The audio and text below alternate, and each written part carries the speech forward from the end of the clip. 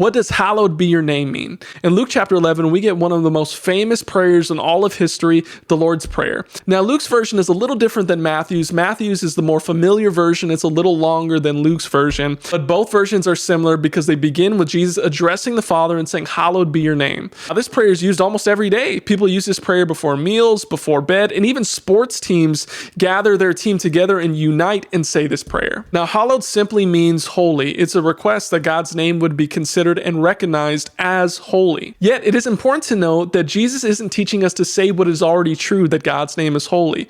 Rather, it is a request that God's name would be holy, holy throughout the whole earth, whatever means necessary, that God would accomplish his will and make his name holy. There's a temptation to think that prayer is fundamentally going to God for our wants and needs. And Jesus does make it clear in verse 3 that we should ask God for those things. But the first petition of our prayer life should be